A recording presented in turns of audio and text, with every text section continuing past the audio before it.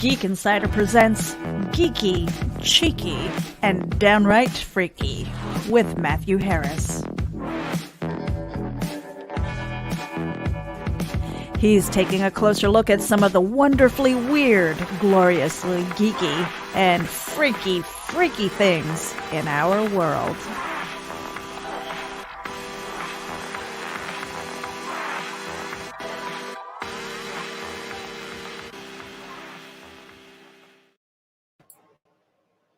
Hello, everyone. Welcome to another episode of Geeky, Cheeky, and Downright Freaky. It's Wednesday. As you know, we're on a new time. We started at 7 p.m. Central this week, and that's the way we'll be going forward. Give folks a little bit more time to get home and get settled before showtime. And, you know, last week when I ended the show, I said I didn't know what I was going to do this week. But after listening to the show a little bit and thinking about the topic, which was, are we living in a simulated reality?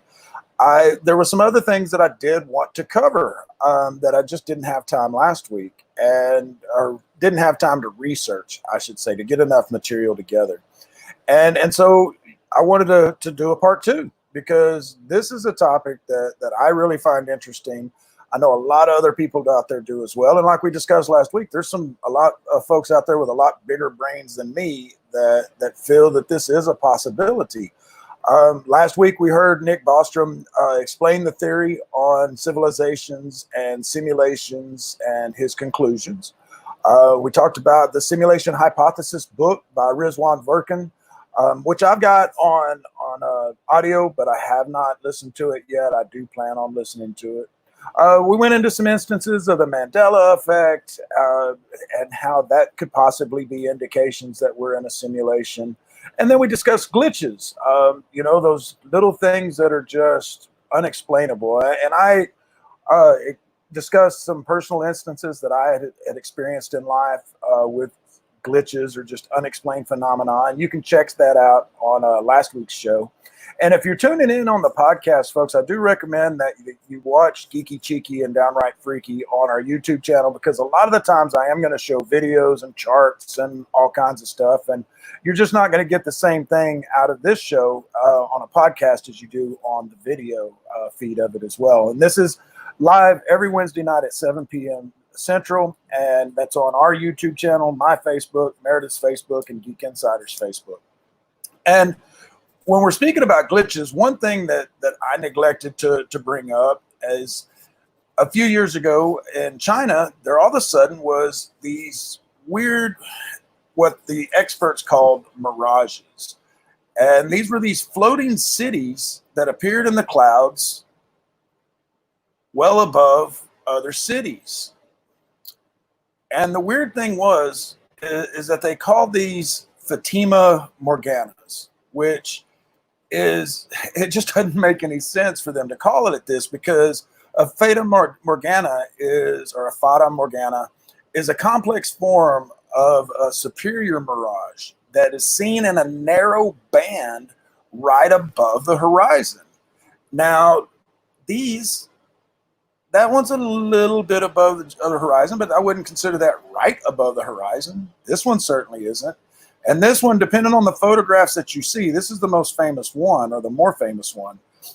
This photograph is not about anywhere near being just right above the horizon. And so that is another little weird, freaky glitch that happens. And of course, scientists try to say that, oh, it happens all the time. Well, why are we just now seeing it? And like I said, these aren't right above the horizon. And so even their own explanation doesn't make any sense. It's like they don't expect anybody to pick up the computer or their phone and type in these terms and just take them at face value. Now, the biggest thing that I wanted to cover this week is some actual science. You know, we had some scientists quoted last week, but there's some actual science that kind of goes along the same lines of if we're in, or are we in, a simulated reality. And one of the biggest ones, folks, is the observer effect.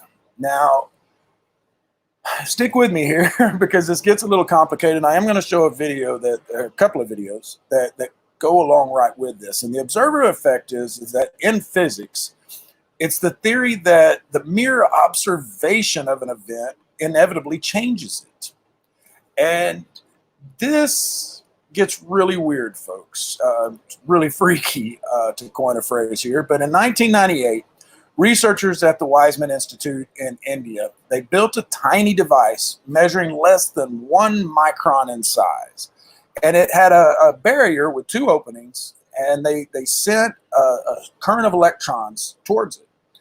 And apart from observing the electrons, the tiny little detector itself had no effect on the current of the electrons. And the scientists found that the very presence of the detector, or an observer, near one of the openings caused changes in the interference pattern of the electron waves passing through the openings of the barrier. In fact, this phenomenon was dependent on the actual amount of the observation, meaning that when the level of observation went up, the interference weakened. In contrast, when the capacity to detect electrons was reduced, or excuse me, when the observation went down, the capacity to detect, let's just say when the observation slackened, the interference increased. And let's watch a couple of examples here, guys. This will explain it a heck of a lot better than what I can. This is from a BBC special with Dr. Quantum, and this is one of the more famous of what's called the double slit experiment. But there's a lot more to this, so sit tight with me. Check this out. To understand this experiment, we first need to see how particles, or little balls of matter, act. If we randomly shoot a small object, say a marble, at the screen, we see a pattern on the back wall where they went through the slit and hit. Now, if we add a second slit, we would expect to see a second band duplicated to the right. Now, let's look at waves. The waves hit the slit and radiate out, striking the back wall with the most intensity directly in line with the slit. The line of brightness on the back screen shows that intensity. This is similar to the line the marbles make. But when we add the second slit, something different happens. If the top of one wave meets the bottom of another wave, they cancel each other out. So now there is an interference pattern on the back wall. Places where the 2 tops meet are the highest intensity, the bright lines, and where they cancel, there is nothing. So, when we throw things, that is, matter, through 2 slits, we get this, 2 bands of hits. And with waves, we get an interference pattern of many bands. Good so far. Now, let's go quantum.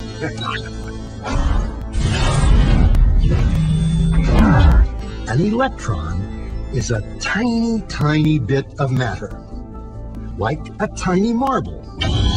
Let's fire a stream through one slit. It behaves just like the marble, a single band. So, if we shoot these tiny bits through 2 slits, we should get, like the marbles, 2 bands. What? An interference pattern. We fired electrons, tiny bits of matter through. But we get a pattern like waves, not like little marbles. How? How could pieces of matter create an interference pattern like a wave? It doesn't make sense. But physicists are clever. They thought, maybe those little balls are bouncing off each other and creating that pattern. So, they decide to shoot electrons through one at a time. There is no way they could interfere with each other. But after an hour of this, the same interference pattern is seen to emerge. The conclusion is inescapable.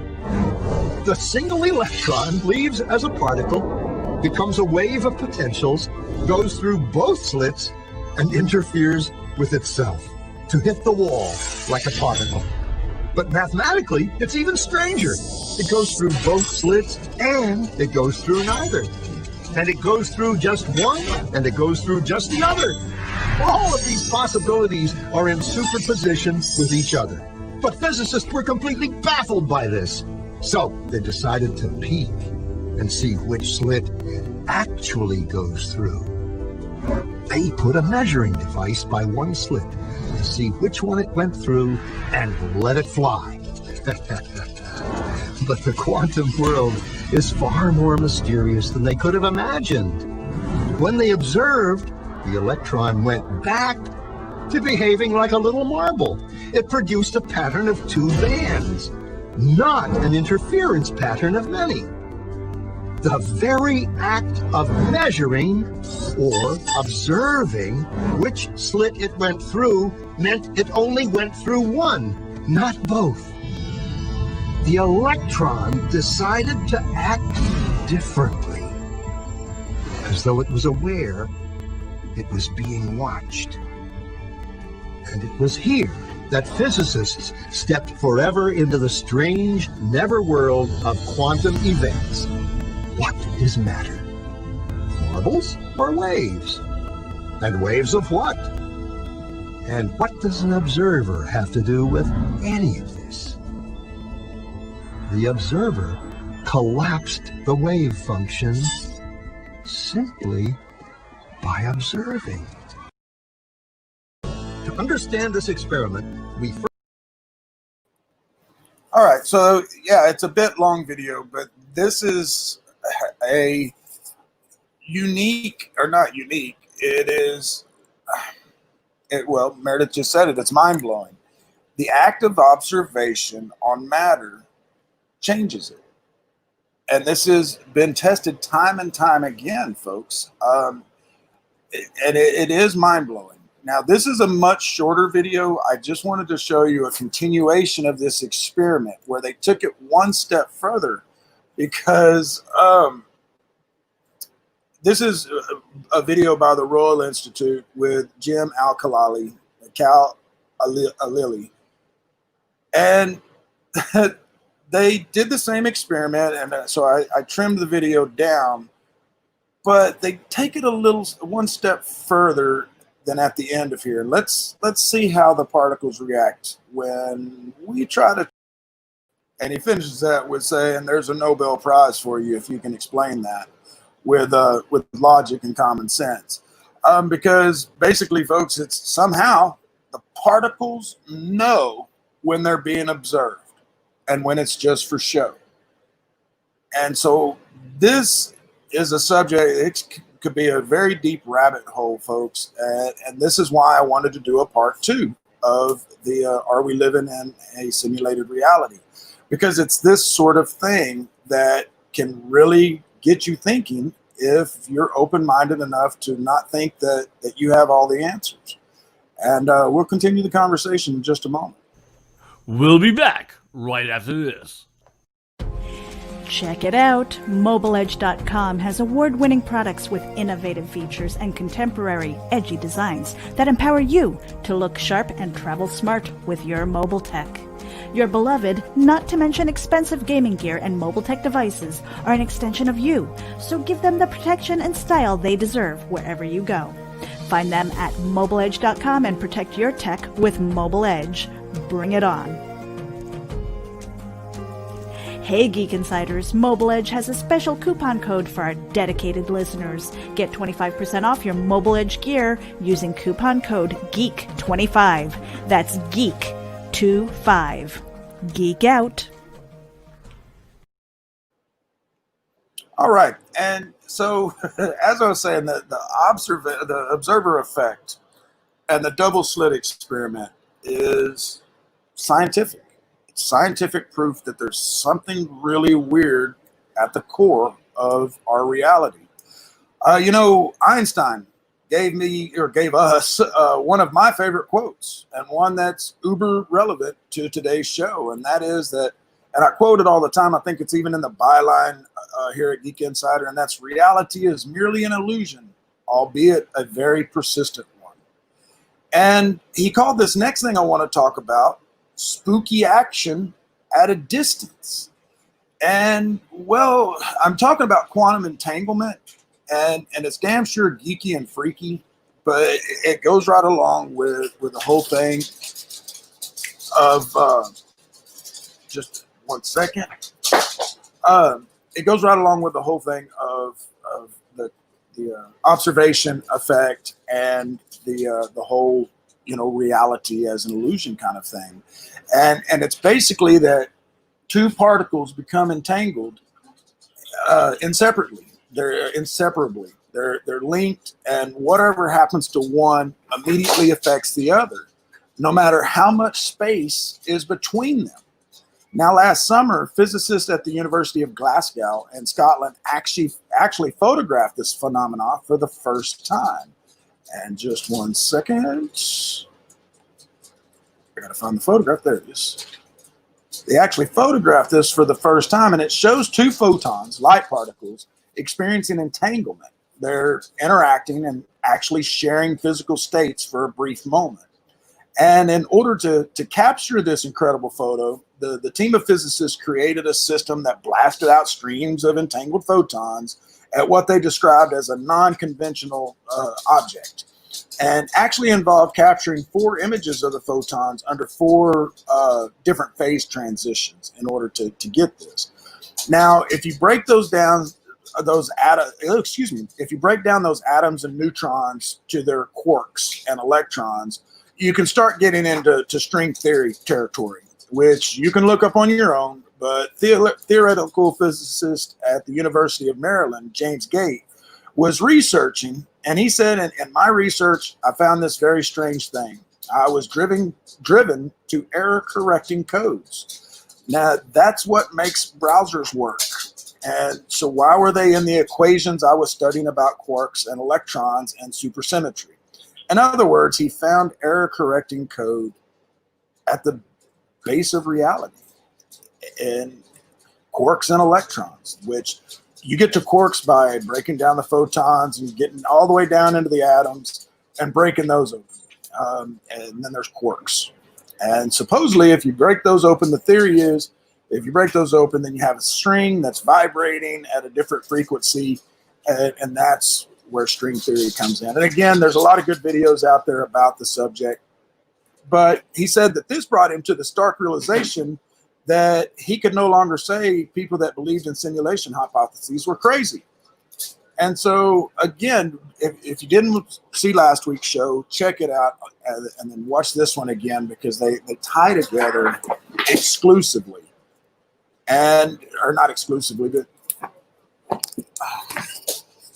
just 1 second, guys. Having a little trouble with the animals. They all decided to break in during showtime, and they're supposed to be outside. And so they're a little distracting. But anyway, so kind of wrapping up here, or recapping, I should say. Goodness gracious. Never have felt it seems to fail when it's live. If I was recording this, I could pause and have Meredith fix it in the background. But anyway, so, Mandela effect, glitches in the matrix, just weird things that go along with quantum computing, quantum entanglement, string theory, the list goes on and on. But the biggest thing that I wanted to bring to this show tonight was the observation, the observer effect, the double slit experiment,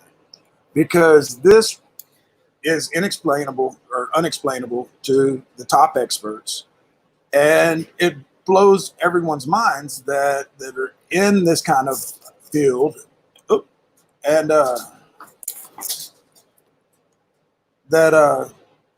yep, the hazards of a live show. But it blows the people's minds that electrons, neutrons can act like they have a independent thought, that they know when they're being observed. And if so, then what does that mean for reality? Is this just a byproduct of, let's say, the God particle or God himself, that these particles have to know how to react based on observation. Now, the observer effect, how this ties into simulation is, folks, is that if we are in a simulation and that we're being ran on even the best computer ever imaginable, it's going to attempt to save memory. And so it's not going to render anything that is not being observed or being used at that time. And so if, there's no one out in the forest, does that forest exist? If a tree falls in the forest and it falls, does it make a sound? If no one's there to, the saying. Well, my thing is now with this is if no one is in the forest, does the forest even exist? Now, think about that for a little while.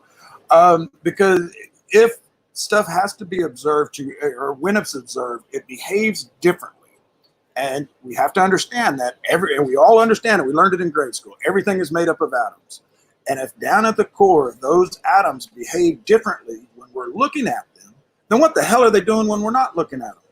And this all goes into rounding it back right around that we could possibly, I'm not saying it's definitive, but there is the possibility that we're in a simulation. That's why Neil deGrasse Tyson has said that, he would love for somebody to sway him the other way, but he's at 51% that we're in a simulation and 50% that we're not. And so let's take one more quick break and then we'll wrap up the night and see what we got in store for the coming week and next week, because we got a lot of cool stuff planned out. So stand by for just a minute, folks. We'll be back right after this break. Cards, the Universe, and Everything is a trading card collecting battle card game that has a little something from everything. From the Old West to outer space and everything in between, Cards, the Universe, and Everything is great for gamers and collectors of all ages. Download it from your app store, and as you collect hundreds of available cards, there are more weekly, so you can craft up to 10 decks and battle against your friends and other players from around the world. And if you're an educator, check out cardstheuniverseandeverything.com for a special offer for you and your students. All right. Well, actually, I'm going to cut the show a little short tonight because didn't have quite enough material for 30 minutes, but I knew I had enough for another good episode on this subject. Excuse me.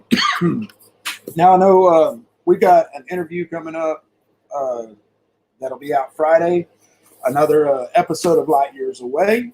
That's with myself and Alan Daniel. Alan may be heading that up on his own. I know Meredith has a very special guest this weekend on Lady Geek Live. She has the ladies from Kendra and Barbie Save the Lion King, and that ought to be a really good one. I wanted to get them on Geek Speak, but they wanted to be on the live show, and so they'll be here with us Sunday. And then we've got some great interviews coming next week. I've got to finish up tying those up, but tune in next week, folks, for another episode of Geeky, Cheeky, and Downright Freaky. Remember, we'll be here at 7 o'clock Central. I'm actually going to be in a new office or a new studio as of next week. So y'all quit seeing the bouncing around of me being in my recliner, and we'll get things a little bit more professional looking here and sounding, and then we'll make sure the dogs stay out. So everyone, thanks again so much for tuning in. This has been another episode of Geeky, Cheeky, and Downright Freaky, and we will see you next week. Thanks, everyone. Thank you for tuning in to Geeky, Cheeky, and Downright Freaky, a Geek Insider production powered by NSC Live TV. Become part of our show with sponsorship and advertising opportunities. For details, contact advertising at geekinsider.com or visit podcast.geekinsider.com. The Geek Insider podcast is available on your favorite app, so please hit the follow button and share it out to your friends. Because if you don't, you might have to turn in your geek card.